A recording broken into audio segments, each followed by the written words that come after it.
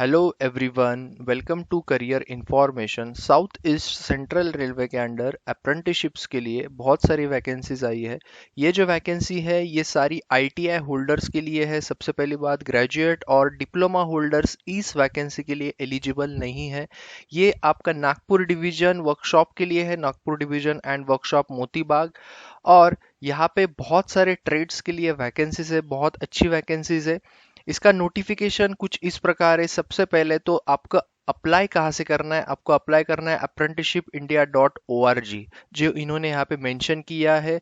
ये है उसका साइट जिसका लिंक मैंने डिस्क्रिप्शन में आपको प्रोवाइड कर दिया। अगर आपका ऑलरेडी लॉगिन हो चुका है ये साइट पे तो आप लॉगिन करो, या फिर आप फर्स्ट टाइम है तो आप रजिस्टर कर सकते हो। ओके, अप्लाई करने से पहले रजिस्टर करो। उसके बाद में इसका लास्ट डेट 5 अक्टूबर है। अभी भी लगभग 18 से 20 दिन बचे हुए हैं, तो आप अप्लाई कर सकते हो। जैसे मैंने बोला, Nagpur division and workshop Motibagh के लिए डिवीजन के लिए ये वैकेंसीज है। सबसे पहला जो नागपुर डिवीजन है उसमें लगभग 13 ट्रेड्स के लिए वैकेंसी है।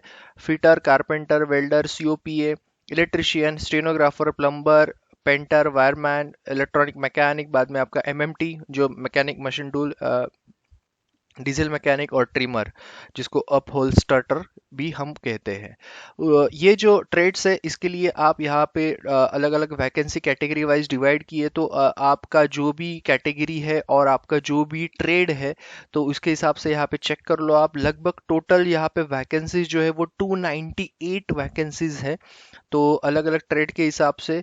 तो उस तरह से आप अप्लाई करो। उसके बाद में जो सेकंड है वो है वर्कशॉप मोतीबाग। यहाँ पे भी 3 ट्रेड्स के लिए वैकेंसी है, जिसमें फिटर, वेल्डर और स्टेनोग्राफर। ओके, तो वैकेंसी इंक्रीज डिक्रीज हो सकती है, डिपेंड करता है। 1 साल का आपका ट्रेनिंग पीरियड रहेगा अप्रेंटिसशिप का। ओके, तो ये है आपका टोटल जो आपकी वैकेंसीज है। उसके बाद में इसका एलिजिबिलिटी कंडीशन ये है कि 15 इयर्स, ओके, और आपका should not have completed 24 years of age on 19 2020-21। तो एक चीज याद रखना, 24। उसके बाद में S C S T again 5 साल का रिलैक्सेशन, 3 साल का ओबीसी कैंडिडेट्स के लिए। बाकी पीडब्ल्यूडीज के लिए यहाँ पे ऑलरेडी 10 साल का उन्होंने यहाँ पे प्रोवाइड बता दिया है, तो जो नॉर्मल रिलैक्सेशन होता है वही है। उसके बाद में मिनिमम एजुकेशन क्वालिफिकेशन बहुत सिंपल है। Candidate must have 10th class examination or its equivalent with minimum 50% आपका 10th में। उसके बाद में in aggregate from the recognise board. उसके बाद में आपका आईटीआई जो भी ट्रेड्स यहाँ पे ऑलरेडी मेंशन किए उसके अंडर आपका मतलब ट्रेड सर्टिफिकेट आपके पास चाहिए, आईटीआई उसका आपका उसमें होना चाहिए। ओके, और यस आपका 6/9/2020 से पहले वो आपका हो जाना चाहिए। उसके बाद में मोड ऑफ सिलेक्शन जो है इसका सिंपली आपका मेरिट लिस्ट के हिसाब से होगा।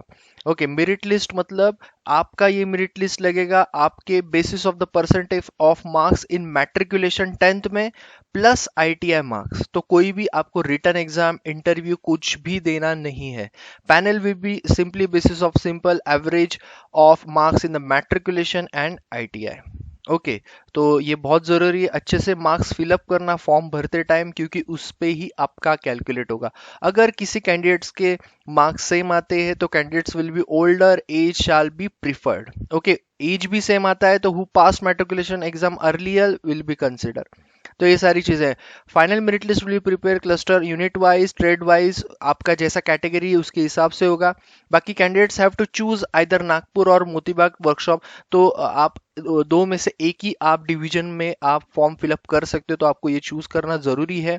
बाकी shortlisting candidates would be subject to verification all original testimonials. तो आपको सारे आपके जो भी सर्टिफिकेट्स है रेडी रखो।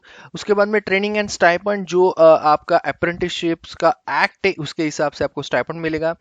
1 साल का जैसे ये ट्रेनिंग रहेगा, मेडिकल भी होगा आपका, डॉक्यूमेंट वेरिफिकेशन भी होगा। ओके, उसके बाद में नेक्स्ट जो चीज़ है इसका लास्ट डेट जैसे मैंने 5 तारीख ऑलरेडी आपको बता दिया है। सो यस, ये सारी इंपॉर्टेंट चीज़ें थी जो आपको शेयर करनी थी। अप्लाई ऑनलाइन आपको सिंपली अप्रेंटिसशिप india.org पे जाके आपको चेक करना है, वहाँ से ही आपको फॉर्म फिलअप करना है। Okay, so before applying, the candidate should ensure the he or she fulfill the eligibility criteria। अच्छे से एक बार चेक कर लो, अदरवाइज आपका कैंडिडेचर कैंसिल हो सकता है। और जो स्टार्टिंग में मैंने बोला था, engineering graduates and diploma holders are not eligible to apply for the apprenticeship. Okay, ये चीज़ याद रखना। कोई भी no daily allowance, conveyance allowance और travelling allowance will be paid. Okay, those candidates who are called for the document verification, तो ये चीज़ याद रखना। ओके, तो यस, ये सारी इंपॉर्टेंट चीज़ें, जो जो इंपॉर्टेंट चीज़ें थी वो मैंने आपको यहाँ पे शेयर कर दी है। ये नोटिफिकेशन भी मेरे डिस्क्रिप्शन में आपको प्रोवाइड कर दिया है।